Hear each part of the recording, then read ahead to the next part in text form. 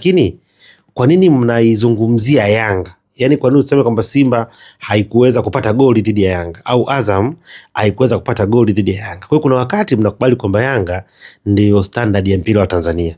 Sababu mnakuwa mtaki kusema.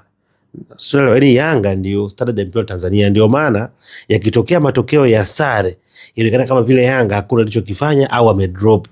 Na kuonekana timu nyingine ilijitahidi na kupata matokeo hata alama moja. Kwa kwanza hapa tukubaliane kwamba hawa ndio SA unit wa mpira wa Tanzania. Ndio maana makosa mengi yanakuwa yanachambuliwa kwenye upande wa Yanga kwamba hawana washambuliaji au wachezaji wakubwa. Hasa hao wachezaji wakubwa mbona hao hawakushinda? Sisi tulikataliwa na muamuzi. Nini?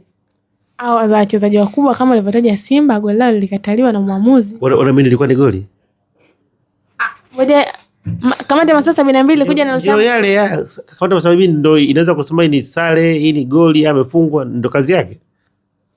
Lakini walituaminisha hivyo. Ndio kazi yao. Wewe ni mtu wa mpira, ni mwandishi wa mpira wa siku nyingi. Ndio kazi ya bodi ya ligi. Wewe kusema kwamba hata FIFA sio kazi yao, ni kazi ya muamuzi. Anayetakiwa kujua kwamba hili goli sio goli ni muamuzi. Makosa ya kibinadamu. Yaani whatever atakavyokuwa, lakini muamuzi ndio dakika 90 zinapotamatika refari akamaliza mpira, hapo ndiko mpira unakuwa umeisha na hayo ndio yanakuwa matokeo halali.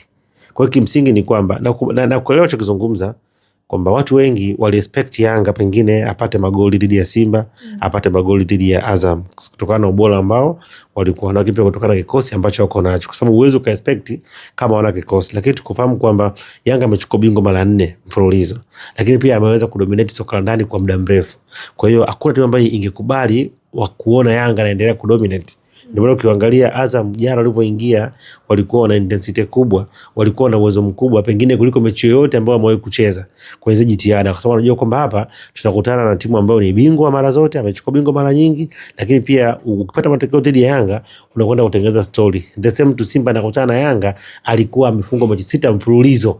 Kwa hiyo alikuwa ameingia kwenda kukamia, ni kama vile hakuna mechi nyingine tena. Lakini Yanga pamoja na kwamba hawakucheza vizuri, tunazungumza hawakuwa na makali, lakini pia hawakuruhusu kuweza kufungwa. Hapa tunapozungumza Yanga ana mechi 34 mpaka sasa hizi toka msimu uliopita hajafungwa toka mara ya mwisho kufungwa na Tabora United.